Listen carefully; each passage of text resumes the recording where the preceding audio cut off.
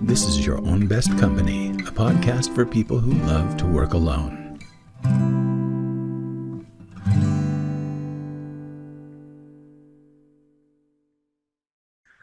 Hello, everybody. I'm Franklin Taggart, and this is Your Own Best Company, a podcast for people who love working alone.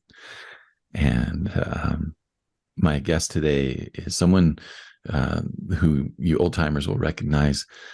She's been a guest before, and she's a dear friend and a mentor, and just there's so many ways that I could describe you, Cat. This is Cat Stancik, everyone. And Cat is absolutely one of my favorite people on earth. So I'm smiling so hard right now. And she's heard. Welcome back. Thank you. We've got a ton of stuff to talk about today, but most of all, how have you been? You doing okay?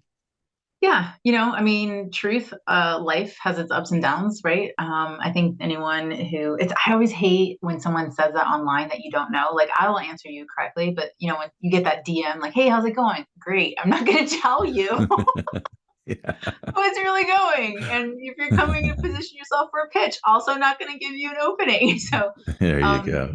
but the reality is, just like life and business and everything in between, it all ebbs and flows. And I'm blessed and I'm lucky and I'm, you know, um, you know, I could complain and I have, but I really don't have a leg to stand on to do that. And I just am really, really fortunate, honestly. And I'm going to stand in that space today. Well, we've got a whole bunch of things to talk about today. And I don't even know where to start. It's hard to know where to start. They're all good. They're all important. But I think one of the things that I'd like to mention first is let's just go ahead and get the podcast mixer out of the way. All right. Cat has started over a year ago now. It's almost, are you going on a year and a half now? Yeah. In July of 2021.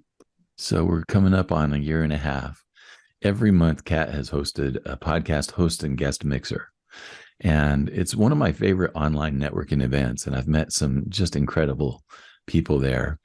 But I'd like Cat to talk a little bit about, first of all, the inspiration for it, the reason for it. What were the things that you were hoping, to accomplish with it? And what are the things that you've learned from it? So we've got a lot to talk about there. Where do you want to start? Any of them. I guess I'll try to tag it all together in a response. Why I started doing it. I had been through the hustle and grind. So I knew how to make 100K in a quarter, and I knew how to do it and just go hardcore into it. The problem is on the other side of that was this burnout space.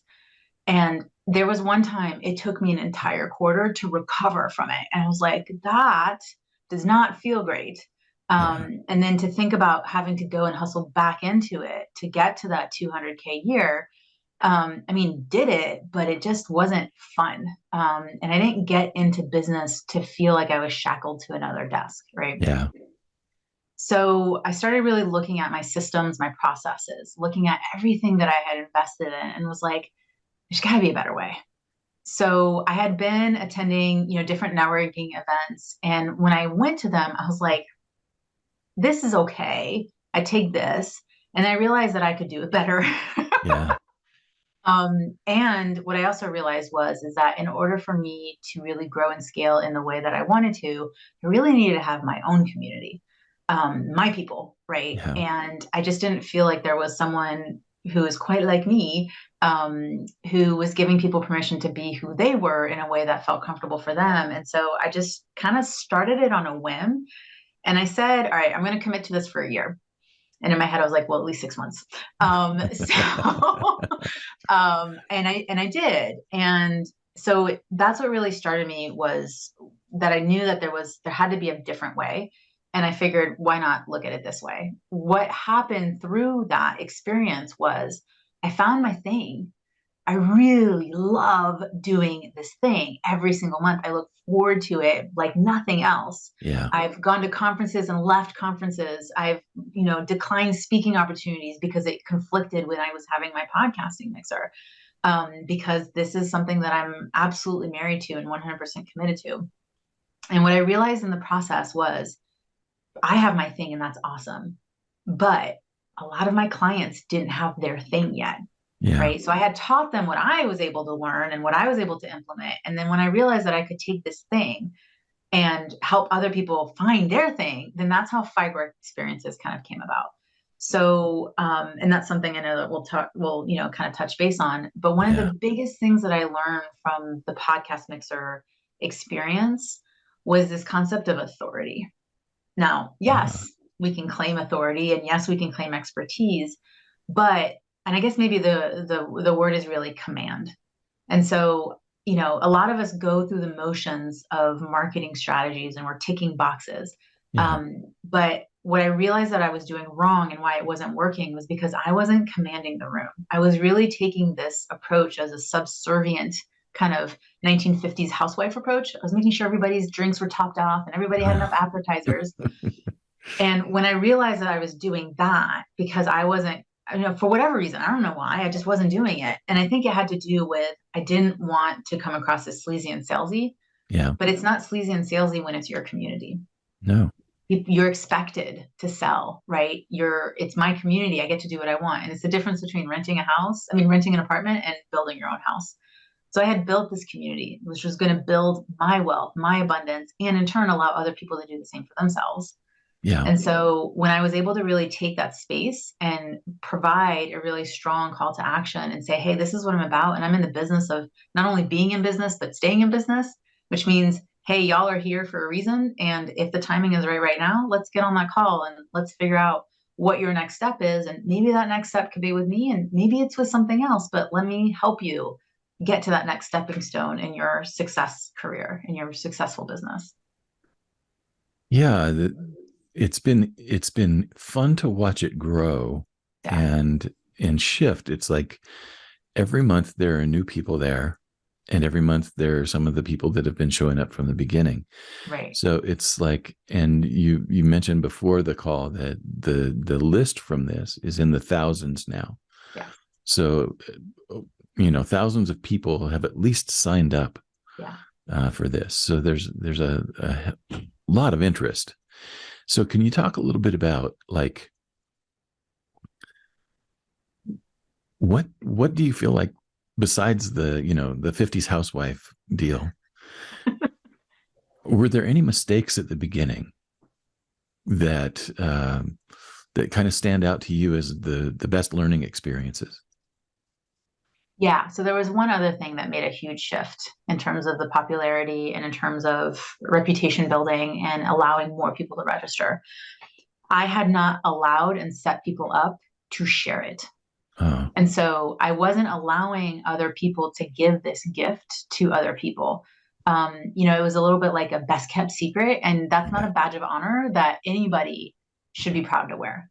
And because it's not a compliment to be a Yeah. best kept secret. It's not. It hinders your success. So it's always interesting when that's used in terms of copy language. But what I realized that I needed to do, and this was I remember it was October of 2021. Yeah. And I was like, it's doing fine, right? Like it's now more in line than it ever has been, but it's still feeling like a lot of work. So it wasn't hustle. And then in a conversation that I had, I realized that I hadn't empowered people. And I knew better. I'd done affiliate marketing. I understood what all that was. I was behind on a lot of very successful, very large launches. Yeah. And so, I knew, but I hadn't, enabled. And so I started creating this process and allowing people to share the information. And Yeah. so there was a couple of things that I started doing it instead of just being a very simple Zoom opt-in link, which it's great to start with that. I started doing more of a, copy focused, snazzy, if you will, opt-in page. And then there were sequences that needed to be set up. So it's evolved over time and I keep learning every single time I do it. Yeah. It's really interesting to always kind of come with a little bit of an open mind and a beginner's mind, if you will. Yeah. And so I think like all those things with every strategy is they evolve over time. And the things that can save you time is helping people show up and allowing people to share it will Yeah. really produce a lot of, bottom line numbers for you.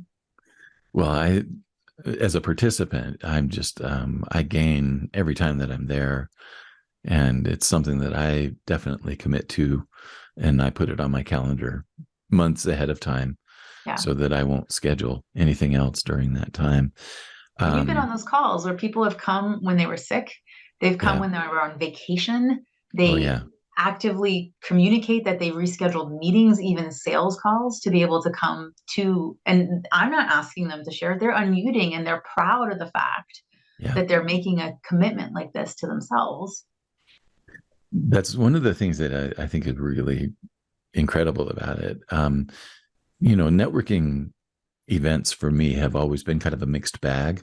Mhm. And I find I find them kind of off-putting sometimes. And there have been networking meetings where I've come home with every business card that I left home with, and didn't tell anybody anything about what I was doing. And a big part of it was I was just kind of a deer in the headlights, right? Mm, Well, one of the things I love about the mixers is that you have the breakout sessions where we actually get to know a little bit about each other. And then at the end, there's a list where people can put their information to connect after the fact. And after every meeting, there are new people that are reaching out to each other. And I, probably get two or three new contacts from every time that are good contacts, both for my podcast and just for my referral network. mm, Definitely worth the time. So leadbossmixer.com is yeah. where people need to go to find out more and sign up for that. Can you tell me like what's been the biggest surprise about the mixer? How much this of course when I laugh it's great. People use my mixer, so it's a lead generation tool for me. I don't hide it. I mean, Captain Obvious, right? Yeah. People have used the mixer as a lead generation strategy for their people. Yeah. So that's when I realized the kind of the triple crown effect that we should really be looking for, and looking at. I kind of mentioned about we check the marketing boxes, but we miss the biggest one, which is the experience.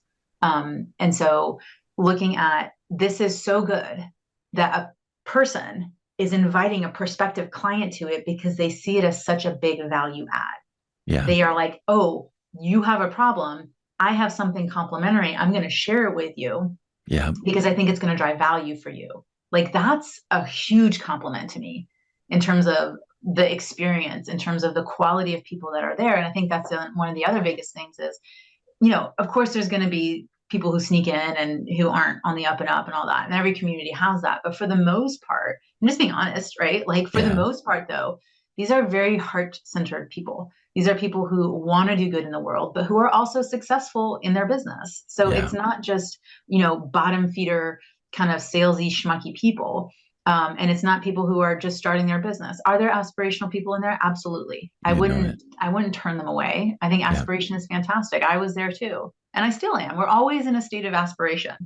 But it's really impact driven people in all kinds of different industries. It's not just the same person over and over and over again. It's just so many, beautiful souls is how Oh I would yeah. describe it. It's a very cool mix. And Yeah. um like again, the thing that I look forward to every time is the quality of the people that I meet there.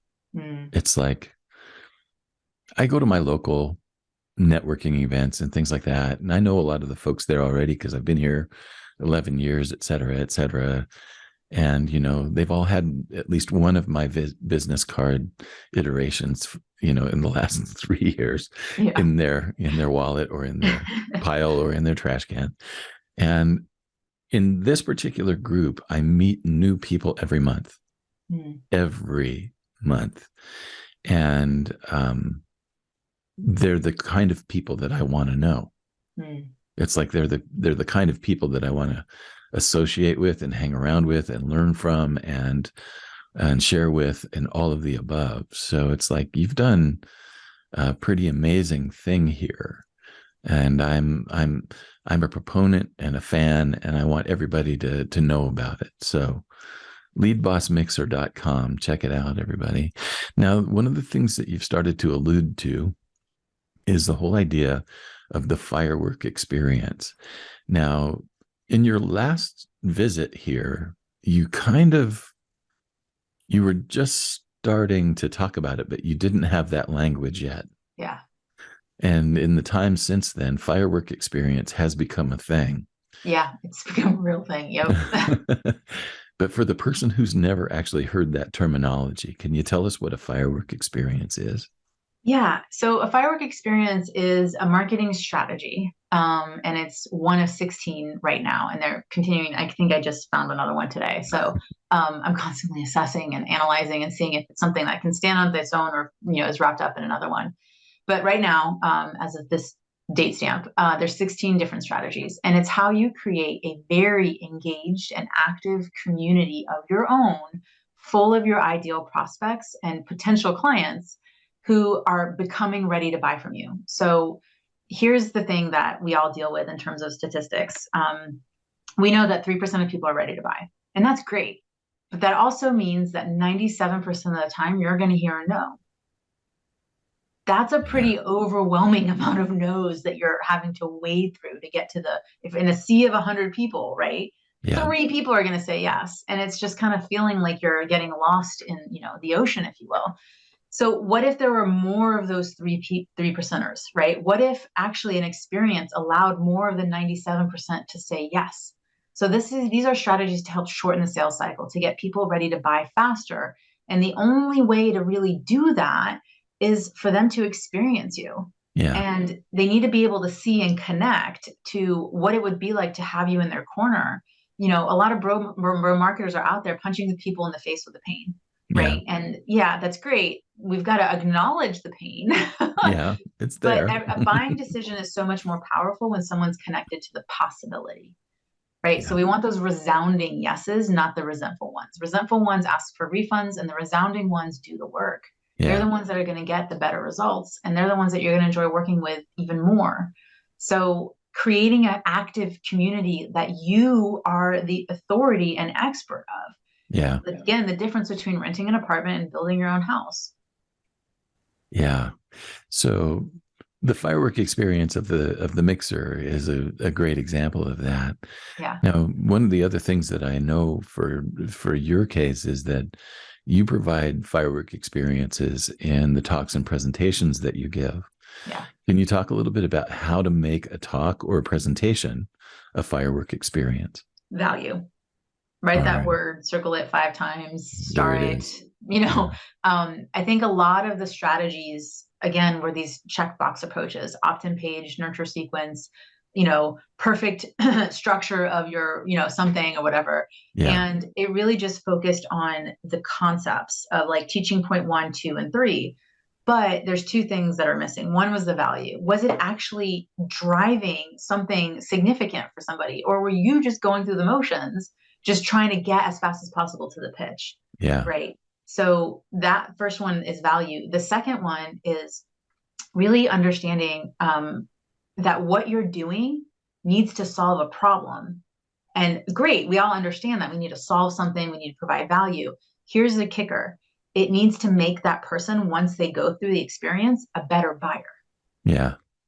That's the piece that a lot of people are missing. So yeah, they're teaching them something of value, but is it allowing that person to say, oh, wow, this has been amazing. It was worth my time investment or my money investment, whatever it was. And it makes sense to work with Franklin next, because he clearly understands the next thing that I'm going to be dealing with. And he already anticipated it. And there's the offer. So the better buyer is the one that's just, they have no question that what they're getting into is a positive next step for themselves. Right. Right. Exactly. So the thing that's really interesting is that in terms of marketing, I think we've all been kind of sold a bill of goods. Yeah. And that bill of goods is that we have to agitate the pain points. We have to we have to keep coming back to why our offer is better than everybody else's. And we have to come back to having the perfect copy and the perfect message at the perfect time for, the To perfect kill them with your client. copy and tripwire Yeah. them into, murdering them into buying from you. And okay, we Yeah. all understand that tripwire kills people, right? Like Yeah. Well, that's the we'd point, like right? our clients to be alive. Yeah. There's an explosive on the other end of that Right. tripwire, Just come this way and die. Um, right? Takes me back to a really horrible Boy Scout experience that I won't go into here. But the thing that I always get, I've seen you do this enough, and that I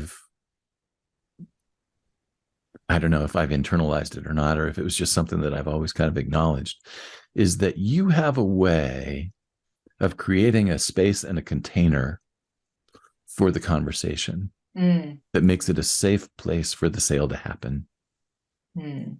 And I want you to talk to me about, is that something that you've had to intentionally cultivate, or is that just a part of who you are? I think it's both.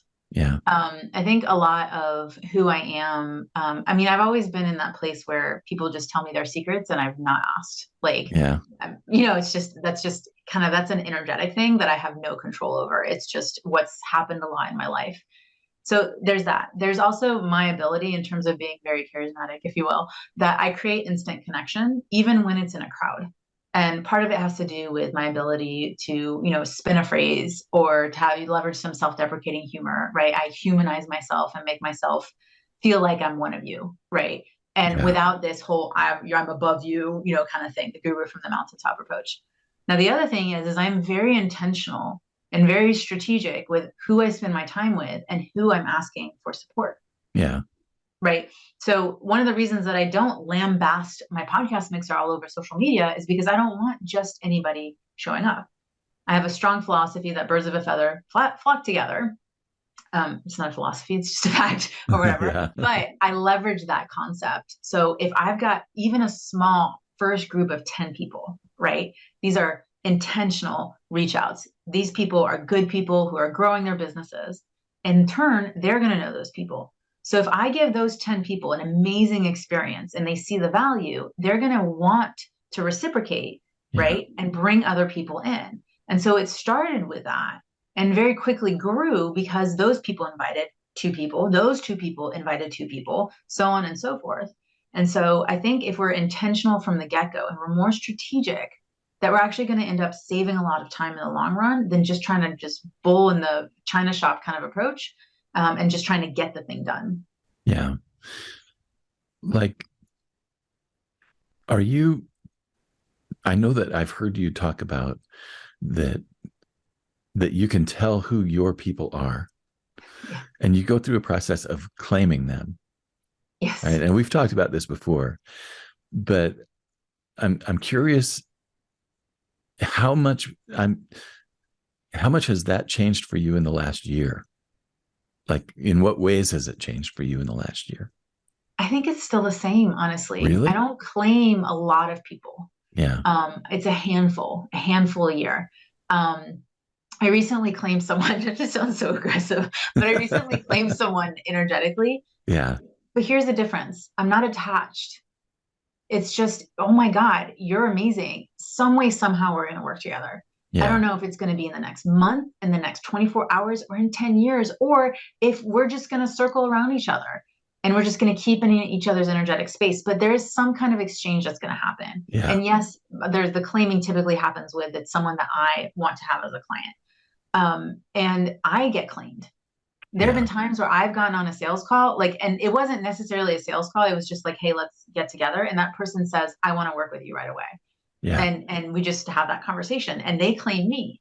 But I think when we build our community with the right kind of person, right, that we know that we're going to get better results for, then these kinds of conversations, this claiming can happen more and more and in flow and in ease. And so maybe more of it has happened. I think more people have claimed me over the past year than me necessarily claiming them. How Um, does that show up? it's the Sadie Hawkins marketing. Okay. So it's doing these firework experience. It's looking at the systems and the process. It's really tuning into what your ideal clients need to hear and see and experience from you. And what happens is you get on these calls, and sometimes they're just 20-minute, let's just touch base kind of calls, and they are asking you out. So that Sadie Hawkins is they're coming to the call already ready to buy. And Yeah. all they've done is gone through my system, my process that I've intentionally laid out for them to go through so that they get to that buying decision faster. And I know we're going to talk about this at some time, but this has everything to do with your buyer personality. Yeah. So we each all have buyer types, right? We tend to buy a certain way. And what I've done is I've looked at the different ways that people buy, and I've allowed people to consume information in their way of buying so Yeah. that any one of the buyer types, when they come onto this call, they have the information they need in order to make that buying decision. Now, whether that buying decision is, I'm not ready right now, it's cool, or hey, I want to get started, or you know what, this isn't a fit, that's fine. But at least both of us aren't wasting our time having endless conversations around whether or not we're going to make this happen. Yeah. So it's like you're not waiting for the phone to ring, and they're not waiting for the phone to ring. And I think And yeah. there's a attraction aspect to that, right? Like I remember a long time ago, and I may have shared this story last time, but I was setting up my first funnel and I did a 5-day challenge or something like that, audible eye roll. And I had these people go through the challenge, and I think one or two people may have bought my like 497 off or whatever. And there's this other person, and she'd gone to the sales page, obviously could tell. And I reached out to her afterwards. She didn't buy. And I said, hey, just curious, not pitching, anything like that, just really useful feedback. Like, could you tell me why you didn't buy? And she said, the words were right. The experience was great, but I just couldn't get past this desperate energy. Yeah. And I was like, because it was true. Because I was so like trying to chase people and pin them down and get them to buy because my God, I needed someone to buy from me.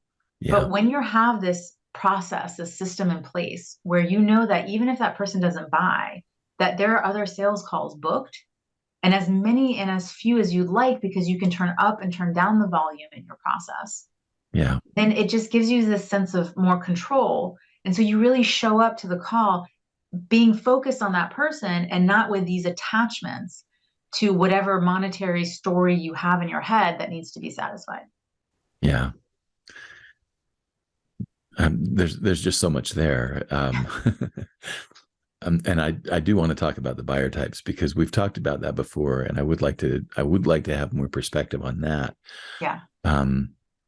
Before we leave the idea of firework experiences, can you give me one or two really good examples of a firework experience that is sticking out in your memory, where it was just undeniable?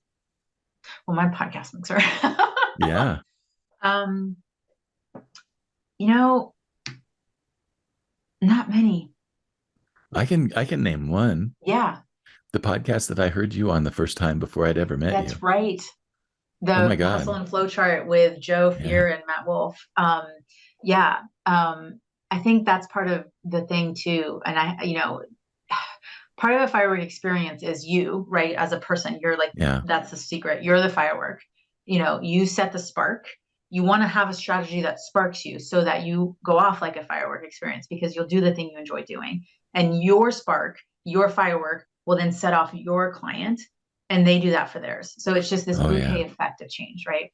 So part of that firework aspect of things is, yeah, it's a little bit about knowing your beats. It's about knowing that whenever you open your mouth, that you're going to drop these value nuggets. And so Yeah. that for me has to do with your one-liners, your zingers, if you will, that kind of stuff. And I have those. Yeah. And I have them in droves. I like the Yeah. queen of the one-liners, if you will. And Um, frameworks too. You have a yeah. lot of really cool, simple But it's frameworks. that confidence. It all comes down and back to that. And Yeah. and just it's practice. It's really nothing else than that. It's just talking about the same thing over and over again. And what I try to do to keep it different is I'm constantly learning. I'm constantly consuming information and things, and I'm seeing how I can always optimize what it is that I've done. And I Yeah. think that's the biggest opportunity for most people is that it's not necessarily about starting over or throwing out your strategy. Some of them might need to be thrown out, like no doubt about it.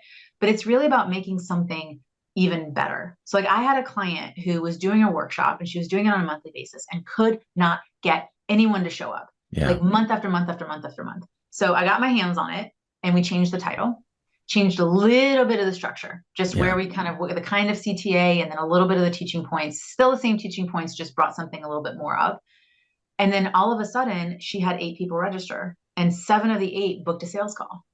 Oh, And then she did wow. it again next month and did it again next month, from 0 to just these small little tweaks. Now, the problem is that she was never going to be able to do that for herself. Why? She's not a marketer.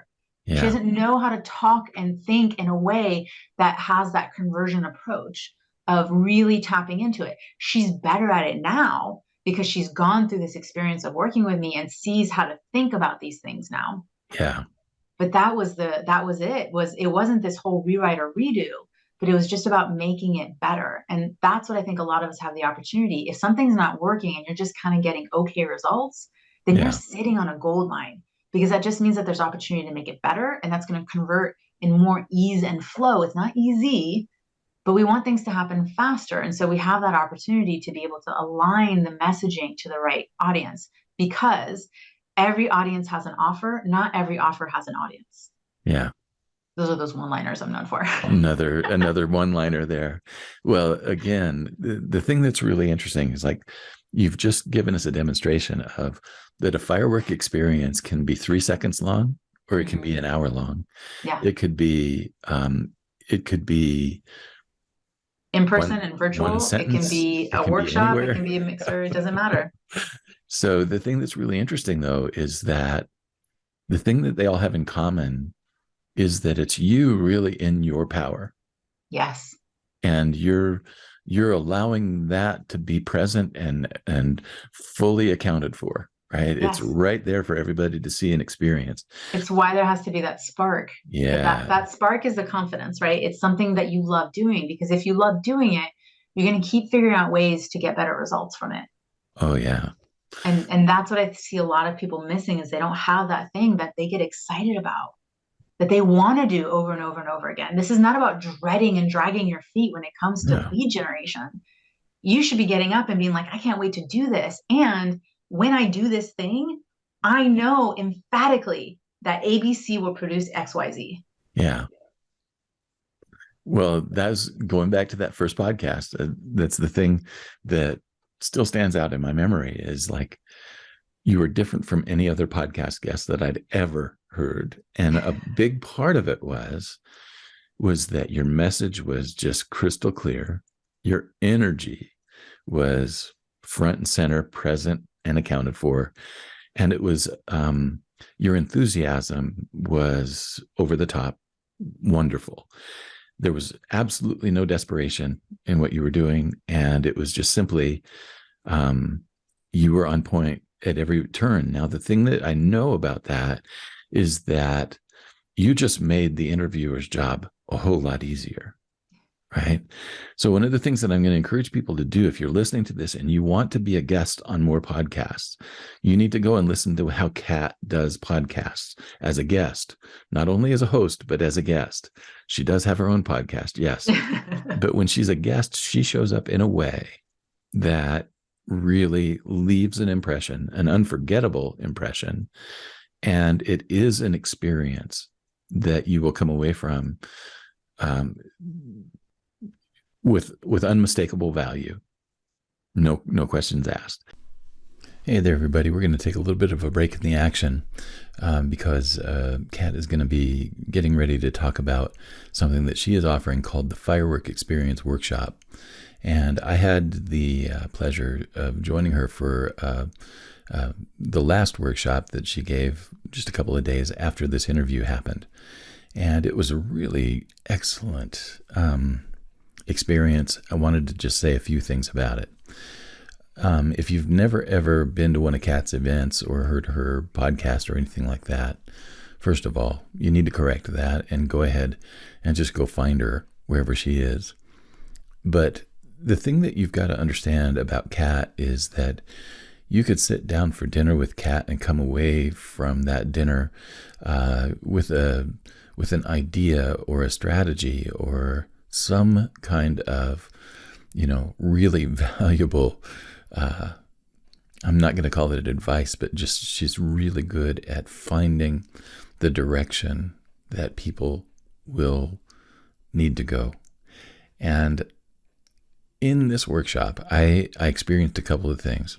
The first one was it was very affirming because I've been going through my own process lately of designing some interactive experiences that are different for me. And she gave me some examples and some ideas in the course of that workshop that just really helped me to clarify what I need to do and how I need to approach it and what I need to, put together. It didn't take long. She saw it immediately. She gave me feedback, and the idea was just right on point. The Fireworks Experience workshop, I was drawn to it because I've always been someone who talks about that marketing is more about creating experiences than anything else. And Kat has taken that idea and gone 1,000 miles further with it. And the Fireworks Experience workshop is the result of that. I think I would recommend this workshop for anyone. First of all, if you're an entrepreneur of any kind, any variety, you would get something out of this workshop.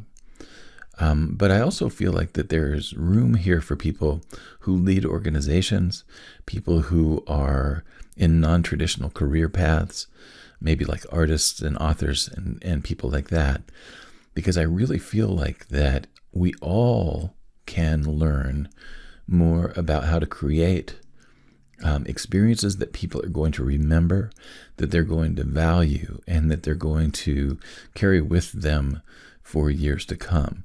That's really what she's talking about here. The Fireworks Workshop was an experience that I'm glad that I took advantage of. Now, one of the things that I know about Kat is that she is rightfully a very high-priced coach. And this is one way that I can tell you that you can experience the goodness of the work that she does at a very affordable price. So there's going to be a link shared coming up, fireworkworkshop.com. That's where you would go to find out your information and enroll in the next upcoming workshop. I think the next one that's on the books when this taping happens will be December 15th. I'm just going to tell you, don't even hesitate. This is a once in a lifetime opportunity for you to get some amazing experience, knowledge, and just kind of own your own power and find the firework experience that works for you. So that's all I'm going to say about that. Let's get back to talking with Kat. So the Firework Experience workshop is something that is fairly new, but it's jam-packed, and it's like a 2-hour deal, right? It's a 2-hour deal, and it could be a half day. It could be a full day. It is fast-paced. It is lots of information. And here's what's interesting is, right, it looks new to you. I've actually been doing it for almost a year now. Oh, seriously? And it's been happening on the back end. Yeah. So this is one of the things too, is that not everything has to be front and center. So as I've been cultivating and refining this workshop, I've been personally inviting people, right, a select few each and every single time to experience the workshop so that I could keep optimizing it. Now, because I know what I'm doing, it looks very similar to how I originally structured it. But part of what I was doing too is I was taking people that I had already qualified, who I knew could potentially invest at a higher level. Yeah. And I was inviting them to experience me at a more intimate, setting, if you will. And part of what that did was it would allow them to solve a problem that they were in dire need and want of. And if that was enough, fantastic. Actually, that doesn't matter to me. And the reason is that there's 3 kinds of people that I want to constantly cultivate. One, absolutely leads, but that's where people stop for the most part. Yeah. They think one-dimensionally. We want to think multidimensionally. The second one is someone who has my audience in their community. So I want to build that relationship. How better to build it than to give them value, to help them solve a problem that they can implement so that they get bigger results. And then the third one is it's a connector. I collect connectors like nothing else. And the reason is one, I am one. And connectors connect other people for the joy of connecting because we like to see other people succeed. And so Yeah. when I have a lot of those people, I can make asks. Now I've got an army, if you will, of raving fans, people that I've given value to with no strings attached. Have some of them bought from me? Absolutely. And Yeah. some of them have bought pretty high level. And it also has allowed them to make an introduction because then they have a better understanding of how I function and how I work and the value I can drive and can firsthand speak to the fact. And when they say, you need to come to this workshop, they're going to sit there and they're going to advocate for me, not because I asked them, but because they were so compelled because of the value that they received. And that's why driving so much value is really, really important. So the firework workshop, Yeah, there's going to be another one coming up in December. that's right. This show should be airing. Did I say the Friday after Thanksgiving? Yes. That seems about right to me. Yeah. So you'll have a few weeks to sign up, Yeah. but I would encourage you to get on the list quickly. The One other of the thing things I that, am known for is raising my prices. yeah, right. Well, and that's the whole point. It's like you get enough people interested, and all of a Yeah, sudden you realize, hey, there's value here, and at some point you just start to say, hmm, if this many people are interested at this value, let's try it at a higher right. value and see what happens then. Yeah, It's kind of normal, right? absolutely. So there's one other thing that I wanted to mention about firework experiences, and I think that is, I'd like to clarify a misconception, and that is that firework experiences aren't hype. Mm, We're not trying to do something that is just this big flashy thing. yeah, No, we're trying to actually create an experience. Like if you think about the best 4th of July shows, they create oohs and ahs hmm, and flashes of experience that stay with you, right? They yeah, impact you. So this isn't something that's just a flash in the pan hype fest. This right. is something where you're creating a moment that people carry with them Yes. So for it's a the long difference between time. like what I call sparkler syndrome versus the firework experience. Yeah, So yeah, you can wave your sparkler around and it entertains you for a good bit and all that, but it fizzes out fast and there's not a lot of people who see it. Maybe yeah, just the people right around you. The firework experience is supposed to do what marketing does, which is stop people in their tracks. Look yeah, up and pay attention, right? And then that's up to you to then deliver the value because you can set off one firework, that's fine, but it's the sequence of them synced to music, right? Like if we start thinking there's all these kinds of ways of elevating the experience so that it becomes just that, which is memorable. I've yeah. seen the ones, the fireworks, right, that are shot up in the neighborhoods, and you've also seen the professional ones. And which ones are you going to put more effort, time, and energy into viewing, even if it is on TV? We're talking about we're talking about capital mall Right. experiences, all of that Exactly. kind of stuff, right? So firework is it fireworkworkshop.com Yes. is where you can find more information out and sign up for the December 15th workshop. Mm-hmm. It is from 12 to 2 Eastern time. That's right. And do you want to talk about the price here, or do you want people to just find out when they get there? They'll find out when they get there. But it's nothing with a comma.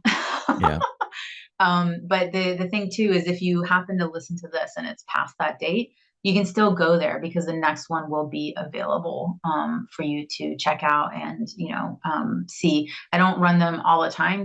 I do them live. You get me, right? That's one of the other things too is it's not somebody else that's running these. Yes, it's me. You get to ask me questions. We're gonna workshop. I'm not just gonna talk at you. It's definitely gonna be that. But we're really trying to get you to walk away with your understanding of what your firework experience is, how to name it, how to start filling it, and start looking at how to start, scaling it so that it can start doing more of the work for you in the business instead of you working for it. I want to say one other thing before we move on from this. I just thought of one other thing. Yeah. You don't have to be a bold and beautiful person with color in your hair to make No. this happen. No. I am an introverted kind of a guy, and I tend to be pretty sensitive. But firework experiences are not beyond my capability, right? So the thing that I want you to know, folks, is that this isn't something that's dependent on personality. This is something that anyone can create and anyone can benefit Mm-hmm. from. So don't let the boldness that you see on your screen right now suggest that you have to be like that in order for this to work. It just No, ain't but the so. confidence, that's the piece. The confidence is It's, there. yeah. Oh yeah. The confidence is there. Definitely. So, buying styles, do we have enough time for that or do we need to have you come back? I didn't even time check what time we started. So, I think we've been going on about 40 minutes, something like yeah. that. I mean, I can do a quick crash course. You tell me what would be of service. Do you want to just go through what the five, or was it five or six? There's five. Okay. I mean, high level, there's five kinds of buyer types. Now, here's the thing. I'm going to go ahead and shortcut it. A lot of this is based on a lot of these buyer type stuff, right? Archetypes, things like that are based off of old studies, whether it's the DISC kind of personality assessment or the Myers-Briggs and all that. And you can either expand, collapse, and all that stuff. So this is my unscientific take on it and my personal experience on these things. And so some of it is absolutely based on that. And the reason that there's a fifth one is because I found something else that was different in the market space. So at a high level, you've got the producer, right? So this is someone who's more facts oriented. He needs to say, I don't know, producer, he or she, but it doesn't matter, needs to basically know what the price is before they ever even get on the call. If you go on and on about the benefits of this and that, you're going to lose the sale. So then you've got the director. The director is more of the creative type, if you will. So they need to feel like they're going to get the support from you, that they're going to have creative control, that it's not just this rigid approach, that there's flexibility for them to be able to make it work for them. Then you've got the crew. So the crew is that person that you're going to have like 5 or 6 or 7 sales calls with, right? So they're very community focused. They want to know that there's, people there to support them in terms of, it's not just you, but there's other people there. They need to feel good about it. They're very feely, right, with their decisions. Like, that, like, think of like the crew on one end and the producer on the other, right, in terms of energetic and probably emotional intelligence. And then you've got the star. So this is someone who's going to make fast decisions as well, but they're going to want to make sure that they're going to get the accolades, right? So that this is going to recognize them as the go-to or whatever it is. It's going to position them, that kind of stuff. Now, the fifth one is the one that I call the stunt double. So it's a wild card. There are some times that you get on a sales call and you can't quite assess who this person is because they're a mix, because we're human beings and we don't just fit into one category. So if we think about like ego, right, facts and figures and numbers, and then heart in terms of emotional, connection and all that stuff, all of these buyer types have a different mix, right? Some more or less than the other. Now, my angle, my unique approach is you can deal with all of the buyer types before a sales call with your marketing and with the kind of information that you share with people before they get on a sales call. So many people are afraid of sharing the price, or they're afraid of, doing whatever. Like there's so many dadgum rules. And when it comes to marketing and sales, and I'm here to say that there's no rules. There are no rules when it comes to marketing and sales. You get to sell and market the way that you want that's in alignment with you. There are suggestions, there are best practices, but there are no rules. And I'm just someone who prefers to allow the person to have all of the information that they desire to have before a sales call so that they can make that empowered decision. Because I'm Yeah. not about wasting my time, and I'm definitely not about wasting somebody else's. So that comes back to the system and the process that you have on the back end. And is that there? Are things being delivered? Are things made available for people to consume? And are your things interconnected when it comes to your ecosystem Yeah. on the operations, on the marketing, and on the sales side? So in your interactions with people, how long does it take for you to identify what type they are? I mean, it's pretty quick based Yeah. off of, I don't even have to necessarily talk to someone. I can look at the kind of content they're posting. I can look at the kind of industry that they're in. I Yeah. can even look at them going live and be able to quickly assess through their thought pattern and their speaking pattern, the kind of person that they are. And here's the honest truth. I actually don't worry about it because I Yeah. have the system and the process in place that the information is there for the right type of personality to find what they need in order to make that buying decision. All right. But the biggest thing is that I can then go into a conversation and not be frustrated when I know that I have to, if I'm like, oh, hold on, I'm dealing with this kind of personality, they're making it really clear, then I know where to go and not go in terms of the conversation. I think that the whole idea of buyer types is fascinating, and I'm one of these people that I both love and hate all of the assessments that are available. Right. But by But God, sometimes they're useful. yes. And it's all that. And I think, it really comes down to it doesn't matter. Yeah. It's really around the human being, because I was actually on my walk this morning and I was thinking about this conversation that we were going to have today. And I was like, you know what? When someone is in a different place in their life, they could show up differently. Yeah. So let's say you just made a bunch of investments in your business and they didn't quite turn out the way that you did, even though you might be a certain buyer type, the fact is that you're dealing with a reaction, you're dealing with a trigger. Yeah. And that person could have been triggered that morning and they could have been triggered 2 days ago, or something may have happened right before the call. You're dealing with a human being. And it really comes down to making that heart to heart connection and understanding that you're going to hear no 97% of the time, which is why we fill our pipeline with that 97%. And we don't make people wrong for not wanting to buy right now. Yeah. And that those 2 sales calls you'll have tomorrow, one is from someone you met 2 years ago, and one is from someone maybe you met 24 hours ago. Yeah. That's the focus, is less on how do I convince this person to buy and manipulate them, right? Because I know their secret, and more so about treating them like a human being and seeing what would be in best service of that person so that that person achieves more success in their life and their business. Yeah. It also gets you out of your head. Yeah. Right. Oh, Just here, I'm having talking a to deck Cat. of conversation, right? Cat is probably an Enneagram. Jesus, I'm always like, I always know. like kind of pride myself. I'm always like, the person who's in like the 3 or the 5% of the population. So like, I should be the next Oprah. Yeah, there you go. So Cat's an Enneagram 3 and an INFP or something like that, or You got ENFJ, it. and That's exactly right. and An 8 with Cat, a and wing so 3. so So here's there you how I have go. to talk to Cat. So I'm up in my head this whole time, and we're not making a real Trying to connection. follow a script. Yeah, Like, some of my best sales calls are when I went rogue, yeah, and just was like, hey, I know I'm not supposed to be solving a problem on this sales call, but I can't help myself. And here's the solution to this.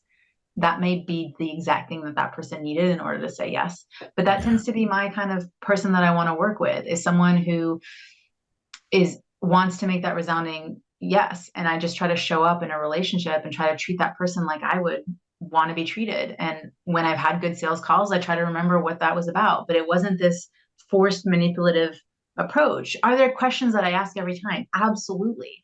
yeah. But sometimes I go rogue, and that's okay. Full rogue. I don't know. I just don't like to be confined and constricted and be told what to do. It's a little bit my No, rebellious side. God forbid. No. Don't give me a script. I mean, we have them. We have the structure. And I think that's what it is. It's the same thing with our clients. Is our signature system, it's a framework. It's a recommendation. It's a structure to follow, but there's a lot of, maneuverability and flexibility within it so that you conform. It's why I have 16 firework experiences, not a one-trick pony. It's not a one solution fits all approach. It's what's your solution, and let's figure what that is, because that's so much more empowering than having to be a copycat of someone else's strategy. Yeah. So, folks, if that's what you want for yourself, and I know that you do, December 15th is the next Firework Workshop, and that is going to be fireworkworkshop.com, where you can go sign up for it. And it is an extraordinarily reasonable deal for the time that you get to spend with Cat. Cat, this has been wonderful. And again, I'll remind people of the podcast mixer, leadbossmixer.com. If you are a 6 or 7 figure entrepreneur who's looking for a community of like-minded people, and especially if you're interested in podcast guests and hosts, that's a great group to show up in. Thank you so much. I adore you. Ditto. So, folks, this has been Cat Stancik, and I appreciate you listening, and your subscribing and reviewing is also appreciated. And we'll see you next time. Thanks for listening to Your Own Best Company. If you enjoyed the show, would you do me a favor and subscribe on YouTube, Spotify, Apple Podcasts, or your favorite podcast host? If you really love it, leave me a review or share it with your circles. If you feel like your career is reaching a dead end, or you're feeling a deep sense of dissatisfaction in your work right now, I help people discover their gifts and then find or create new opportunities that are the best fit for their talent, experience, and lifestyle. Email me at coaching@franklintaggart.com for more information. I also help people start, finish, and launch creative projects, and I offer an ongoing marketing mastermind for solopreneurs and freelancers. More information on these programs and services can be found at franklintaggart.com. Thanks again for spending this time with me.